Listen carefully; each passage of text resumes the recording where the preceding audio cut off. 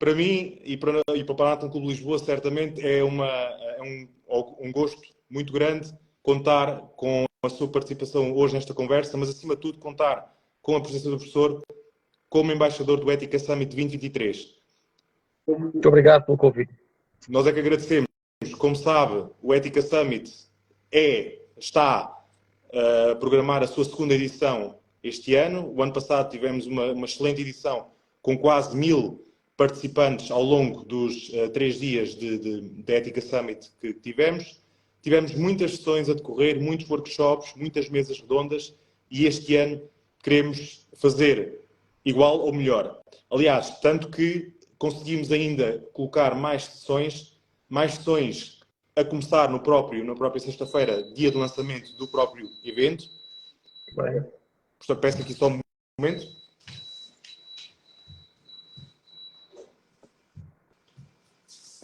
Estava-lhe aqui a dizer que temos aqui, nesta edição do Ética Summit 2023, um dia cheio, ou 3 dias cheios de sessões. Vamos ter, por exemplo, 2 sessões muito interessantes com mesas completadas por países dos PALOPs, e as temáticas vão ser muito interessantes porque vão tocar em assuntos que, enfim, dizem muito respeito às realidades dos países que vão participar nestas mesmas mesas redondas. Só para adiantar aqui os temas, fraude na idade será uma das mesas e na outra mesa teremos a questão da governação. E nestas mesas vamos ter representantes de Angola, Moçambique, São Tomé e Príncipe, Guiné-Bissau, enfim, todos os países ou todos os PALOPs vão também participar ativamente no Ética Summit 2023. Mas eu, antes de mais, gostava também de fazer aqui uma breve apresentação e, professor, se eu me esquecer de alguma coisa, peço já desculpa, porque sei que o seu currículo é muito extenso, mas não queria deixar de fazer aqui alguma referência, porque isso correndo naturalmente da minha cábula, vejo que é professor associado no Departamento de Ciências do Desporto da Universidade de Beira do Interior. Sei que também tem um cargo de vice-presidência na Confederação de Treinadores de Portugal e tem também desenvolvido atividade de investigador integrado no Centro de Investigação em Desporto, Saúde e Desenvolvimento Humano, para além de também ser presidente da Associação Portuguesa de Técnicos de Natação. E creio que haverá aqui também outras aventuras e também, naturalmente, cargos que o professor ocupa. E eu queria entrar diretamente aqui na discussão sobre, por exemplo, o que é esta questão da ética, porque uma das mesas que nós temos nesta edição do Ética Summit é precisamente o treinamento ético. O que é o treinamento ético? É este o título de um dos workshops que nós temos. O professor, certamente, com os muitos e longos anos de experiência, para si, o que é esta questão do treinamento ético? Quais são os valores que nós tentamos e que queremos e temos que passar a quem nos segue, a quem nós estamos a treinar? Bom, essa é uma pergunta de enorme profundidade. Antes de mais, Fábio, obrigado pelo convite, quer para estar aqui hoje, quer para no fundo, fazer aqui de embaixador deste evento tão relevante e que tem assinalado a ética e muito bem no sistema desportivo e na sociedade portuguesa. E obrigado pela introdução. Eu já leciono na Universidade da Beira Interior há 15 anos, cerca de 15 anos. Antes de ser professor universitário, fui treinador, cerca de 10 anos. Fui coordenador pedagógico de piscinas, fui professor de educação física e fui técnico superior de desporto. Portanto, tenho aqui uma experiência, como a gente costuma dizer, no contexto académico, no mundo real, que eu acho que é importante e uso muito essa experiência do mundo real para aproximar a teoria que obviamente que é fundamental que seja abordada, mas daquilo que é depois o decorrer da teoria na prática. Em relação à pergunta que me faz, o que é isso do treino da ética? Eu acho que o treino da ética acaba por ser numa primeira fase, uma primeira fase é conceptual, não é? O que é que isto da ética significa, que às vezes os conceitos afastam um bocadinho as pessoas pelo estigma ou pelos preconceitos que as pessoas têm em relação aos temas. Essa é a primeira coisa. A segunda tem a ver com a consciência do que é que, neste caso, os comportamentos éticos ou a falta desses comportamentos éticos têm na prática propriamente dita. Lá está. E o treino passa muito por isso. Eu posso dar um exemplo que passei agora, foi no ano passado, num projeto muito interessante que a Treinadores Portugal é parceira, um projeto europeu e que curiosamente desenvolvemos na Universidade da Beira Interior com os nossos alunos de mestrado, um programa de consciencialização não das questões éticas, mas do potencial do desporto para desenvolver competências transversais. Não tem muito a ver, mas é o processo da consciencialização que eu queria chamar. Que as pessoas tenham a noção, por exemplo, de que, ok, o desporto desenvolve competências de liderança, desenvolvem competências de trabalho em equipa, mas depois quando nós perguntamos aos treinadores coisas concretas, então, mas como é que tu desenvolves isso no treino propriamente? E é essa passagem da teoria para a prática que é preciso desconstruir. Isso é muito o treino, é isso que estávamos a falar. O treino da consciência, neste caso, das soft skills, e no caso da pergunta que fez, da ética, dos problemas éticos, dos valores, como é que eu passo isto para os meus atletas, que eu acho que é importante fazer, é pôr as pessoas, neste caso, pôr os treinadores ou outros agentes esportivos, perante os problemas éticos e no fundo, perceber os pontos de vista das pessoas para desconstruir comportamentos ou preconceitos que as pessoas tenham. No fundo, é assim que eu a entendo. Não, parece uma excelente resposta e que certamente terá aqui eco também na mesa de workshop do Ética Summit, porque nós vamos ter nesta mesa de workshop representantes, como disse, de toda a lusofonia, aliás, neste bloco temático, que também vão fazer uma partilha interessante das realidades nos respectivos países. E é por isso é que, quando o professor falava na questão do Ética Summit, tratar naturalmente a realidade portuguesa, vamos e queremos também esticar e alargar cada vez mais o âmbito para trazer também a lusofonia à conversa. Trazer todos estes países com os quais partilhamos uma riqueza enorme que é a língua e trazer naturalmente através e com essa riqueza que todos temos a discussão sobre exatamente questões e temas como este que acabámos de abordar. Porque fazem parte ainda deste bloco temático, por exemplo, uma mesa muito interessante, um workshop muito interessante, que é como é que os pais, por exemplo, se devem comportar. E muitas das vezes nós estamos aqui nesta discussão, os pais, qual é o papel dos pais, papel ativo, papel passivo, devem, não devem, devem assistir, não devem assistir, devem mandar uma boca, devem incentivar, não devem incentivar. E muitas das vezes isto não é ciência clara e também não é aqui, porque se nós por um lado dizemos, ok, os pais não podem fazer parte de qualquer atividade, não podem comparecer, mas depois muitas das vezes corremos dos pais para ajudarem, sei lá, por exemplo, no transporte das crianças quando há um dia de competição ou até de darem ali uma ajuda quando é preciso aqui também ter aqui uma ajuda mais ativa, porque muitas das vezes o desporto base, não é? Conta e sobrevive com o trabalho voluntário, certo? Portanto, com os pais, com todos aqueles que gostam de colaborar e que podem colaborar.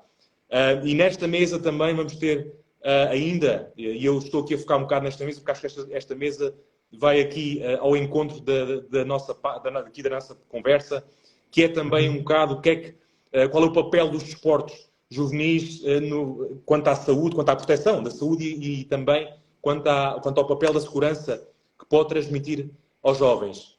Esta vai ser uma mesa redonda subjugada a este tema.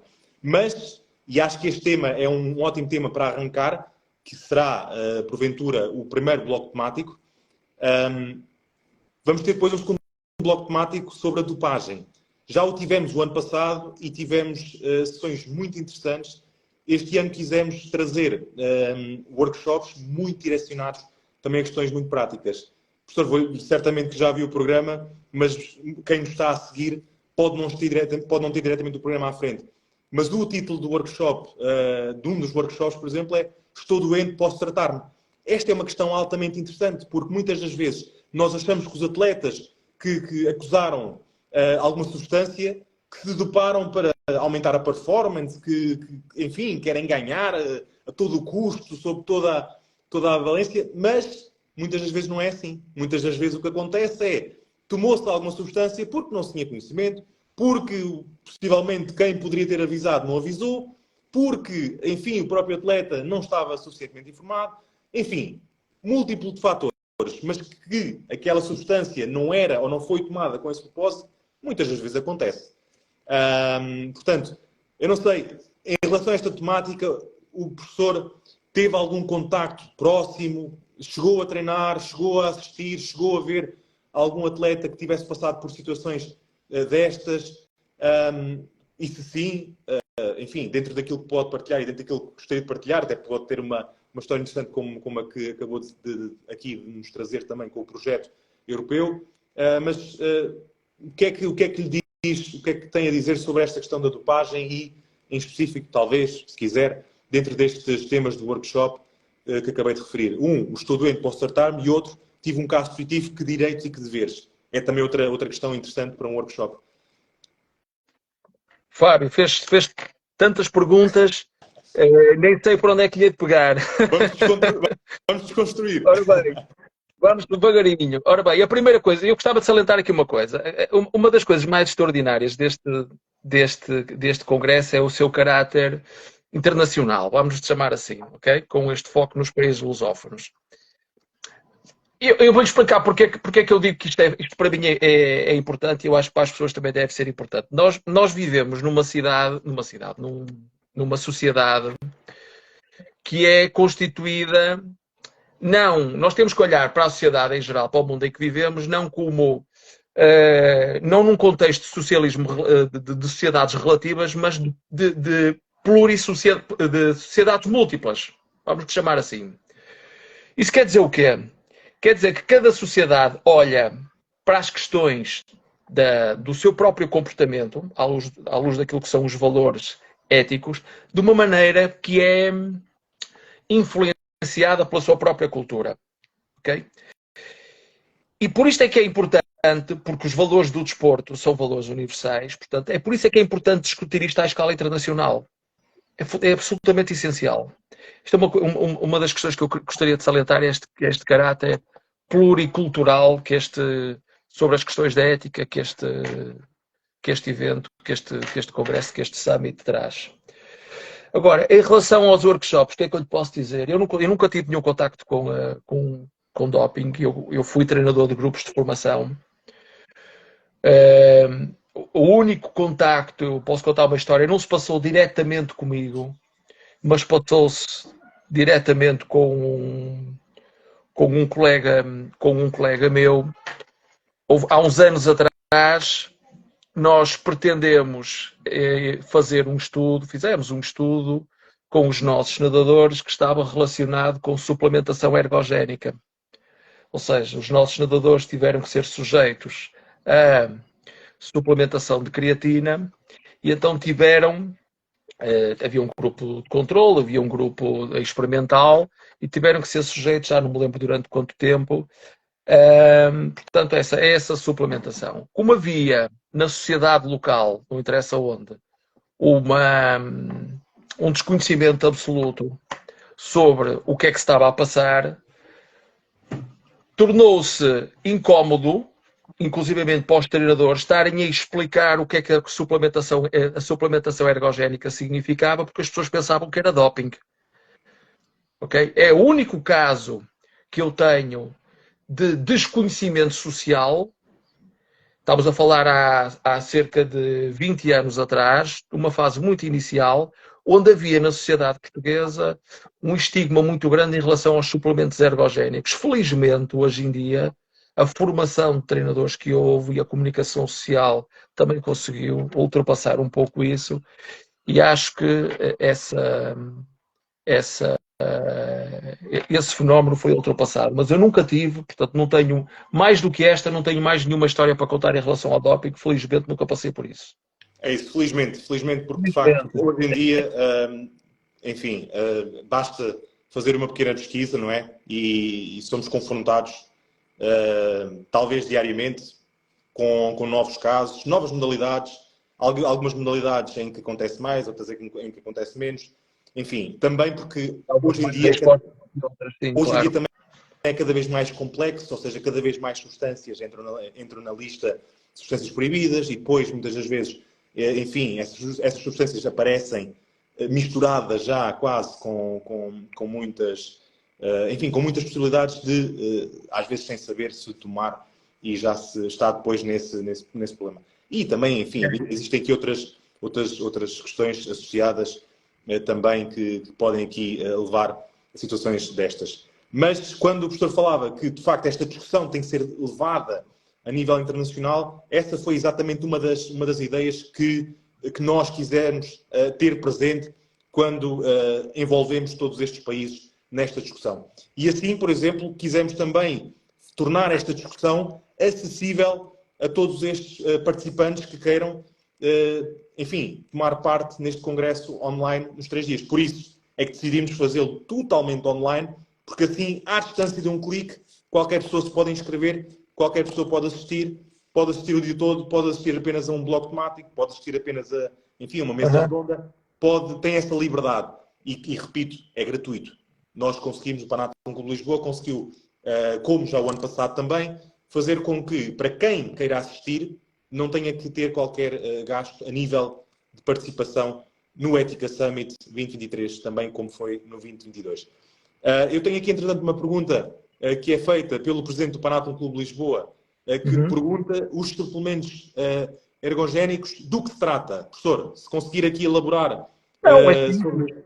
Os suplementos ergogénicos são substâncias que as pessoas podem, que no fundo são substâncias que têm um enquadramento legal, ou seja, elas podem ser tomadas porque são legais e têm como objetivo aumentar, por exemplo, a capacidade de recuperação dos atletas, que é uma coisa excepcionalmente importante hoje em dia, mas que estão dentro de um quadro legal, ou seja, nem estão previstos efeitos prejudiciais para o atleta, estão previstos benefícios dentro de um quadro legal, portanto são passíveis de serem usadas, claro, com as regras de dosagem que estão preconizadas.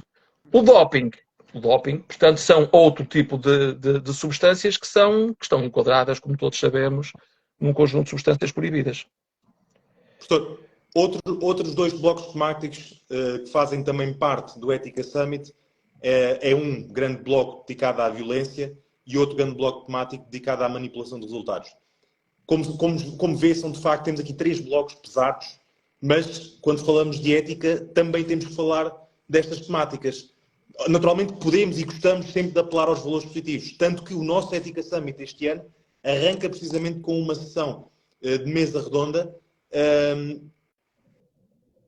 cujo tema é o desporto do século XXI, um ativo global da humanidade. Ou seja, vamos tentar arrancar este congresso dentro de uma discussão positiva destes valores do desporto. O que é que são estes valores? O que é que se entende quando se fala nestes valores? E, enfim, no site do Ética Summit já publicámos quem é que vai intervir nesta mesa e temos, por exemplo, o professor Alexandre Mestre a participar. Temos também a Filomena Fortes, que é presidente do Comitê Olímpico de Cabo Verde e também membro do Comitê Olímpico Internacional e também presidente dos comitês de língua oficial portuguesa.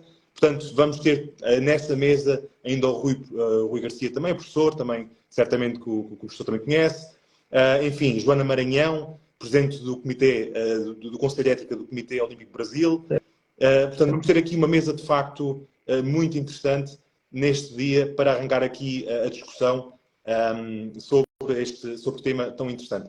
Mas, como referia, temos 2 blocos temáticos depois ainda, o terceiro e o quarto, que são, de facto, sobre temáticas que têm que ser discutidas. Têm que ser discutidas porque também, infelizmente, estão muitas das vezes na ordem do dia. E nós aqui vamos novamente apelar a uma discussão que vai ter aqui estes vários países a debaterem entre si, com intervenientes também destes países, a debaterem um bocado esta temática. Por exemplo, na mesa redonda do bloco temático da violência, o título vai ser a cobertura jornalística da violência no desporto. Se é uma factualidade ou se é uma construção da realidade. Vamos ter aqui jornalistas, vamos ter, por exemplo, uma jornalista da SIC e um jornalista de Cabo Verde a participar nesta mesa, mas também um jornalista da Globo, ou que estava na Globo, já não está na Globo, do Brasil. Portanto, vamos ter aqui dos vários países, vários, enfim, jornalistas também a debater esta temática, e vamos também ter um professor também aqui a participar, o professor Daniel Seabra, nesta mesa redonda. Portanto, vamos também ter aqui uma mesa redonda muito interessante, precisamente nesta vertente do jornalismo. Mas os workshops não deixam também de ser muito relevantes. Temos um dedicado ao racismo e à xenofobia no desporto e um às políticas e práticas de prevenção exatamente contra o combate à violência no desporto. Tocando aqui nestas temáticas da violência no desporto, o professor chegou a presenciar dentro da carreira de treinador que exerceu, mas também agora dentro do que tem vivenciado, experienciado no fenómeno do desporto, tem presenciado alguma destas situações e, no fundo, qual é aqui a sua opinião sobre isto? Ora bem, eu estava a ver aqui o vosso programa, inclusive vocês têm aqui isto, não é que esteja a fugir à questão, mas vocês têm aqui duas conferências muito interessantes, a Conferência 2 e a Conferência 3. E a Conferência 1, ou seja, é 1, 2 e 3, vão entrar aqui em tópicos que são absolutamente interessantíssimos, ligados no fundo, ligados ao desporto juvenil, porque eu acho que o problema o desporto juvenil, como se há de tratar o desporto juvenil, é de facto um dos grandes desafios para o século XXI. Gostava de salientar aqui isto. Portanto, a Conferência 2, a questão da idade, da fraude da idade, e a questão 3, a Conferência 3, as estratégias para o desporto juvenil propriamente dito. Portanto, são aqui 3 conferências num eixo que eu acho que é fundamental, que entra aqui numa linha de reflexão que é absolutamente essencial hoje em dia, que é a questão entre, que aliás está a ser tratado em algumas modalidades esportivas, que é a questão do biobanding, do agrupamento dos atletas na idade. Aliás, nós agora na natação vamos ter pela primeira vez no mês de agosto um campeonato da Europa sub-23. Portanto, há esta preocupação de tornar o desporto mais... portanto, as questões da equidade estão na ordem do dia para tornar o desporto a verdade desportiva presente e evidente para todos. Eu gostava de salientar isto no vosso programa, porque para mim é um dos grandes desafios, é tornar o desporto mais... A questão da igualdade e a questão da equidade são 2 eixos da ética que me parecem essenciais. Em relação à violência, o que é que eu lhe posso dizer em relação à violência? Não sei se tem aqui alguma história interessante para contar. O que eu posso dizer é, por exemplo, as questões da violência estão muito relacionadas com as questões culturais, não é? Eu outro dia estava a escrever um pequeno artigo, um pequeno ensaio sobre cultura desportiva. O que é que significa isso de cultura desportiva? E às páginas tantas da leitura que tive que fazer para escrever esse documento, que em breve sairá, nós deparamos-nos que o entendimento que temos de cultura do desporto é um veículo de cultural. E acaba por ser o reflexo também da sociedade que temos. Isto para dizer o quê? Que nós em Portugal temos aquilo que eu chamo uma cultura, neste caso não propriamente desportiva, mas futebolística, do mais alto nível. Portanto, quando as pessoas dizem às vezes não há cultura desportiva em Portugal, há cultura desportiva, o que ela tem um viés enorme para a área do desporto, para a área do futebol. Porquê é que eu estou a dizer isto? Porque a violência no desporto acontece maioritariamente, no meu ponto de vista, em algumas modalidades, o futebol é uma delas, mas são aquelas que têm um maior envolvimento cultural. Okay? Isto para o bem e para o mal. Okay? Eu, como sou da área da natação, nós felizmente não nos deparamos com questões de violência expressivas. Ainda ontem assisti ali uma entrevista de um árbitro internacional que nós temos, madeirense, que está nos campeonatos do mundo agora em Fukuoka, o Alexandre Fernandes, que me dizia que nunca sequer foi insultado. Portanto, há um árbitro da natação que nunca foi insultado. Portanto, esta é uma manifestação de violência, neste caso, verbal, não é? E, felizmente, na natação, especificamente na natação pura, nós não temos este tipo de exposição à violência gratuita, não é? Mas portanto, este é o meu ponto de vista. Portanto, é tudo uma questão cultural, e o comportamento das pessoas depois manifesta-se na forma como elas depois vivem e respondem no desporto. Porque, do ponto de vista conceptual, uma sociedade que se paute por elevados padrões culturais na área do desporto, não só do futebol, do desporto em geral, primeiro entende quais são os valores do desporto, percebe qual é o papel de cada um dos agentes e depois, obviamente, que apoia a vitória, toda a gente gosta de ganhar, mas existe por trás um entendimento cabal e um respeito pelo perder, porque saber perder também faz parte do desporto. Portanto, é este respeito pelo ganhar e pelo perder que no fundo pode ser usado como um aspecto cultural elevado.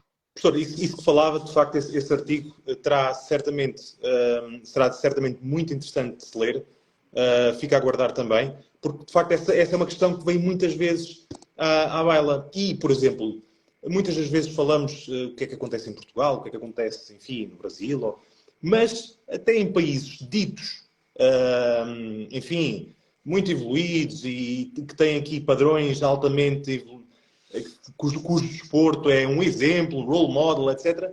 Estes fenómenos também acontecem. Aliás, eu digo, por exemplo, aqui do ponto de vista, ou o que acontece aqui na Suíça, muitas das vezes deixa-nos parvos. Quando há aqui uma festa de uma cidade em que, de facto, ou em que temos dois clubes locais a confrontarem-se em plena festa da cidade e, portanto, ali, no fundo, a criar aqui quase aqui um cenário de guerra, quando achamos que quem fala agora da Suíça poderá falar de outros países onde isso também já aconteceu. E que fica a pensar, mas isto, afinal, não acontece apenas em país A, B ou C. Isto é uma coisa que está, de facto, alastrada. Portanto, esta questão que o professor coloca aqui, isto é na MUS. Portanto, teríamos aqui... Enfim... É mesmo, Fábio, porque o desporto tem uma coisa que eu falo disto muito aos meus alunos, tem uma coisa extraordinária, que permite que dois adversários, porque a verdade esportiva é isto mesmo, é que parte-se do princípio que existem dois adversários, ok? Duas equipas, vamos chamar assim, que naquele momento, por uma questão de verdade esportiva, se comprometem a desempenhar no jogo, na prova desportiva, do que for, na sua maior capacidade possível, na sua prontidão máxima. Porque se assim não for, não há verdade esportiva. Não é? Mas o entendimento visceral que às vezes vemos por parte da sociedade é que contamina um bocado isso.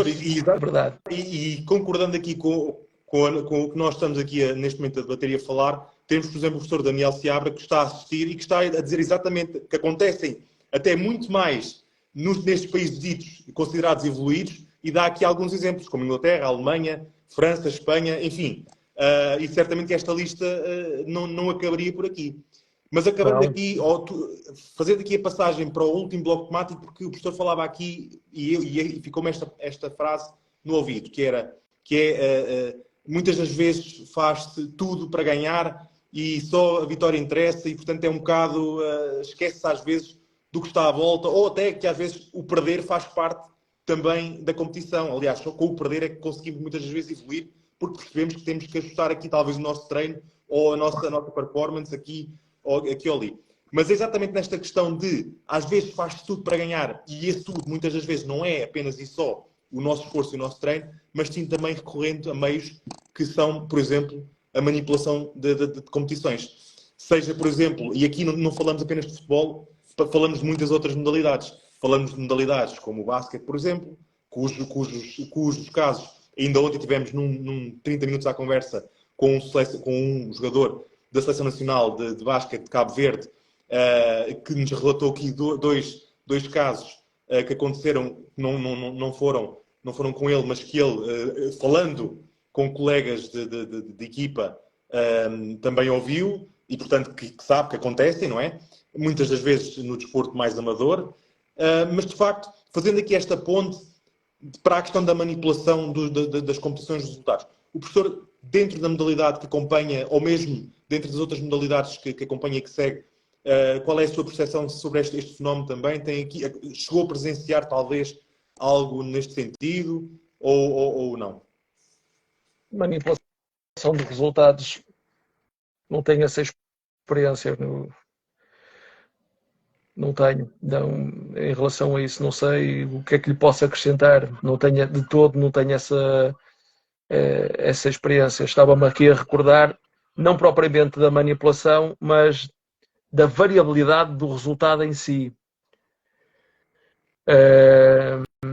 Não tem muito a ver com a sua pergunta, mas tem a ver com as questões do acaso, não é? Porque é que determinada performance, às vezes, para uma determinada modalidade, é tão variável dentro de uma época desportiva e para outras modalidades é mais sistemática, ou seja, há um maior controle. Entramos aqui no domínio da sorte, não da manipulação, mas da sorte, que é outra área interessante de olhar para o desporto, ou seja, há modalidades que são ditas mais determinísticas, são aquelas em que nós conseguimos prever melhor o resultado, não há grandes surpresas, mas depois há outras modalidades, nomeadamente as modalidades coletivas, que têm um grau de probabilidade maior. Isto é uma forma interessante de olhar para o desporto nesta perspectiva. Sem dúvida.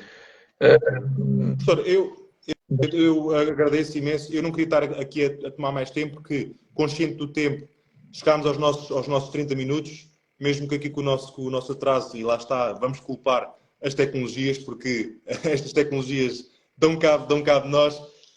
Mas eu não queria acabar esta conversa sem lhe deixar aqui um minuto, ou o tempo que necessitar, para também aqui dirigir algumas palavras, também, enfim, como embaixador do Ética Summit 2023, e fechávamos assim a nossa conversa. Eu, da nossa parte, da parte do Panathinaikos Clube de Lisboa, agradeço-lhe novamente por ter aceito o convite, por ter aceito fazer esta conversa connosco, e vamos certamente manter em contacto, mas agora passo-lhe a si, então, enfim, a bola, o que quisermos para fechar aqui então esta nossa conversa de 30 minutos.